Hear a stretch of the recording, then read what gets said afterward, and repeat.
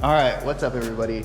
So I've been wanting to film this for a while. I've had this car sitting around for a while. This Lexus 99 GS300. It's been in my possession for, I don't know, 5 months now, 4 months, something like that. It was a one owner car, has 40,000 miles on it, all original. 2JZ, obviously, it's a GS300. So got big plans for this car. First thing is, you know, you've probably seen this transmission sitting down here. This is a W55 transmission. I got the shifter off it, which I'll be showing you guys. I'm gonna do a shifter extension, which I don't think there's anybody else out there that's done it. Just a stock W55 out of a IS300 Lexus. I got some other parts and stuff for it over here.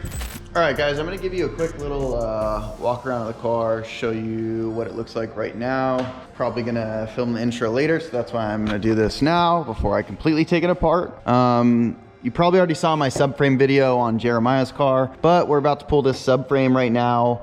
Difference between his car and my car is his car is all stock. So this is kind of maybe more what your guys' car would look like, all stock components. You know, we're gonna be doing the diff bushings, subframe bushings, the front diff bushings. I have the drive shaft and transmission out of the car because this is also something you know, I'm gonna be doing.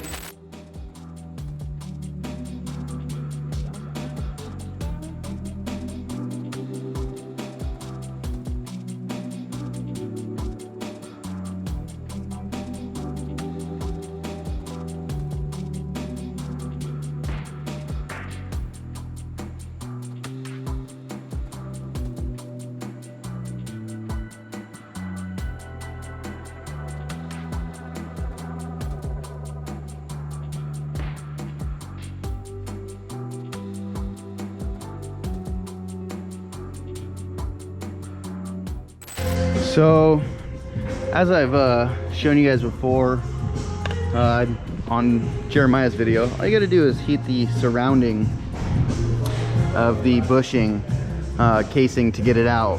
This one you don't even have to heat, you just gotta hammer it for the diff right here. So just hammer the lip down enough so you can get something in there and start driving it out this way, you know, coming towards us from the back of this way, you know. You want to drive it out this way. So it's really easy. Just hammer the lip over, hammer it out for the back diff bushings. Burn the, not burn it, but heat up the subframe for the bushing to get hot enough to melt the outer casing. The bushing is encased in rubber, so heat it up enough to get that out. And then once you do that, you move on to these diff bushings, which we're gonna do next.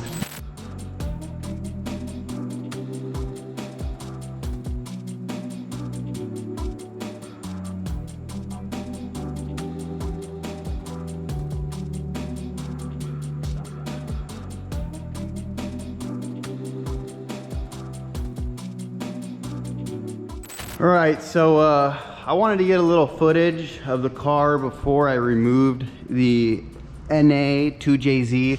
So the plan has been to just manual swap this car, but after much thought, I have decided to remove the engine. So basically, you know, there's not very much because I have already removed the transmission. You know, we undid the motor mounts from the bottom side. There's a little inspection cover down here that you remove.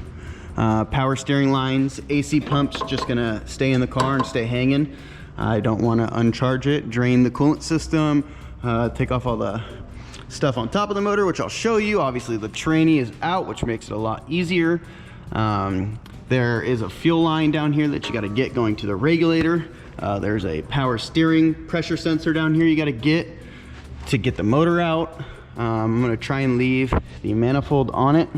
As you can see, the motor just basically is rocking here in place right now. Okay, so pulled the motor down so I can show you guys what's up. Pulled the radiator out and the fan out. There's 3 bolts, top and bottom, 6 total to get the fan out.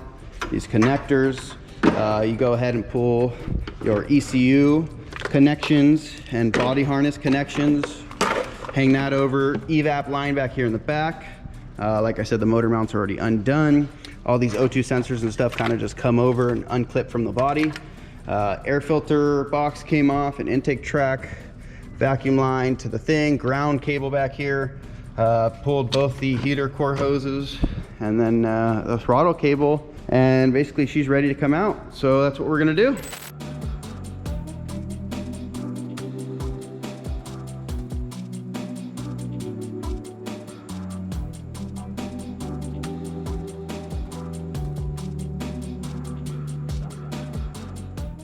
All right. It's time that we throw these coilovers in the GS. I've had these coilovers sitting in the shop now for a couple days. Haven't really touched the GS, been super busy with other stuff. You know, mounts are all done, motor and tranny are out of it, as you guys saw.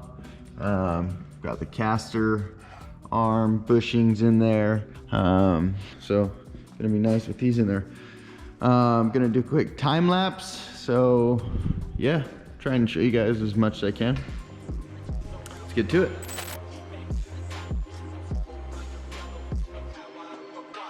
If you like this video, be sure to check out the next one. And if you haven't subscribed yet, be sure to subscribe and like the video. It helps a lot.